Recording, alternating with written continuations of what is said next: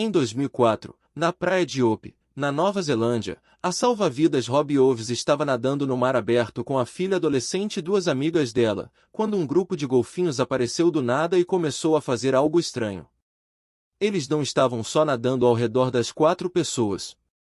Eles estavam formando um círculo fechado, bem apertado, batendo a cauda na água toda vez que alguma delas tentava se afastar do grupo. Por quase 40 minutos, os golfinhos simplesmente não deixaram ninguém sair daquele círculo. Só quando Robbie finalmente conseguiu espiar por uma brecha entre os corpos, ele viu o motivo. A menos de 3 metros dali, rondando em círculos, estava um tubarão branco de quase 3 metros de comprimento. Os golfinhos sabiam que ele estava ali. E, de algum jeito, decidiram que 4 humanos precisavam ser protegidos. Robbie não era um turista qualquer boiando no mar. Ele trabalhava havia anos como instrutor de salvamento aquático, treinado justamente para reconhecer situações de risco, e mesmo assim, segundo ele contou depois em entrevistas, nunca tinha visto um comportamento tão deliberado e coordenado da parte de um grupo de golfinhos. Esse tipo de história parece coisa de filme, ou de lenda antiga, tipo aquela história grega do poeta Arion sendo salvo por um golfinho no mar. E é fácil descartar isso como coincidência, ou como projeção humana, a gente vendo intenção onde só existe curiosidade animal. Só que casos como o de Hope não são únicos. Surfistas, mergulhadores e nadadores ao redor do mundo relatam, há décadas, o mesmo tipo de comportamento: golfinhos que empurram pessoas em dificuldade até a superfície, que se posicionam entre um nadador e um predador, ou que simplesmente não saem do lado de alguém em perigo até a situação passar.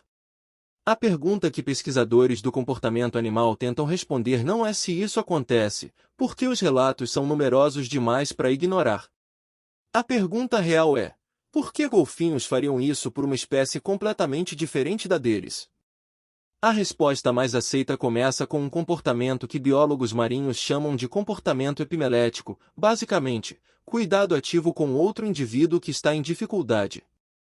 Esse comportamento é extremamente bem documentado entre golfinhos da mesma espécie. Quando um golfinho fica ferido, doente, ou recém-nascido e fraco demais para nadar sozinho, outros golfinhos do grupo se posicionam embaixo dele e literalmente o empurram para a superfície, repetidamente, para garantir que ele consiga respirar.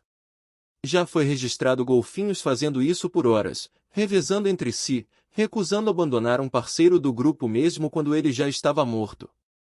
Não é um gesto ocasional. É um instinto profundamente enraizado no comportamento social da espécie.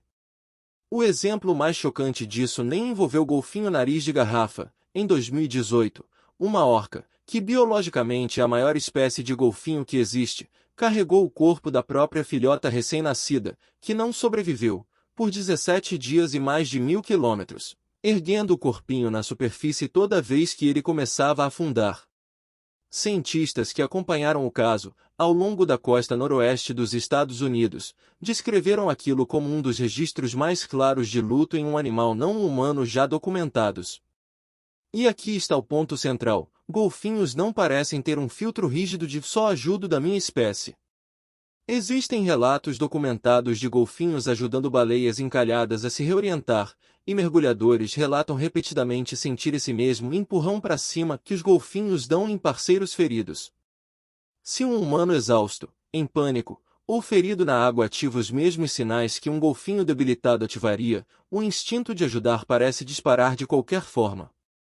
O cérebro do golfinho, aparentemente, não está checando a espécie. Está reconhecendo um padrão de vulnerabilidade e respondendo a ele. Existe uma segunda peça nesse quebra-cabeça, que ajuda a explicar especificamente os casos envolvendo tubarões, como o de Hope. Golfinhos são presas em potencial de tubarões grandes, principalmente os filhotes, e por isso desenvolveram um comportamento de defesa coletiva muito eficaz. Quando um predador aparece perto do grupo, vários golfinhos se juntam e atacam em conjunto, batendo com o bico, que é uma estrutura óssea extremamente dura, contra as brânquias ou o abdômen do tubarão. Existem até registros de golfinhos afugentando tubarões brancos adultos agindo em grupo dessa forma.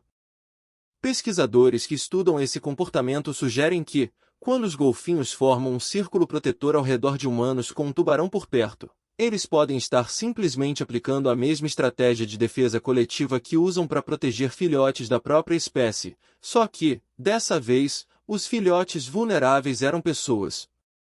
Vale reforçar uma coisa, com honestidade, nem todo encontro com golfinho selvagem é um resgate heróico. Golfinhos também são só curiosos. Muitas aproximações são exploração, brincadeira, ou simples interesse por um objeto novo na água, sem nenhum resgate envolvido.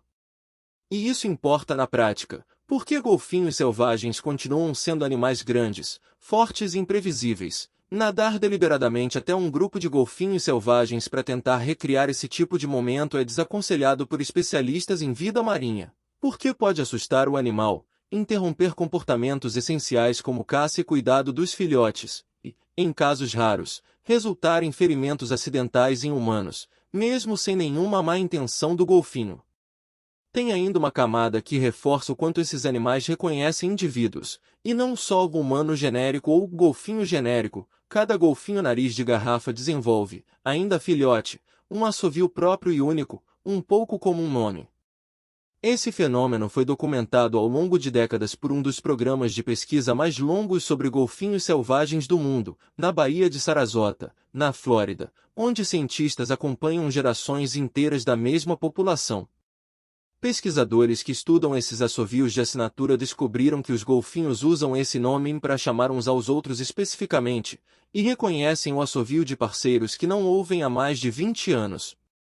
Um animal capaz de manter esse nível de memória social individual, por décadas, é exatamente o tipo de animal capaz de reconhecer que uma criatura estranha, debatendo-se na água, também é um indivíduo que vale a pena ajudar. No fim, o que emerge desses relatos e dessas pesquisas não é uma história fofa de golfinhos gostando de humanos do jeito que a gente imagina em filme de família. É algo mais interessante, um instinto de cuidado ativo, evoluído para manter parceiros vulneráveis vivos e respirando, combinado com estratégias reais de defesa coletiva contra predadores, que, por pura coincidência biológica, também reconhece um humano em apuros como alguém que se encaixa nesse padrão. A gente não é a razão pela qual esse instinto existe. Mas, algumas vezes, acaba sendo quem se beneficia dele. Você já ouviu alguma história parecida, de golfinho ou outro animal marinho ajudando alguém em apuros? Conta aí nos comentários, com detalhes. E já aproveita para se inscrever no canal, ativar o sininho e deixar o like. Isso ajuda muito a gente a continuar trazendo ciência real sobre o comportamento dos animais que dividem esse planeta com a gente. E por falar em comportamento que ninguém espera, no próximo vídeo a gente vai investigar um mistério que todo dono de cachorro já viveu. Como seu cachorro parece saber a hora exata que você vai chegar em casa, todos os dias, sem nenhum relógio. A explicação envolve olfato, percepção de tempo, e uma pesquisa que testou isso de verdade.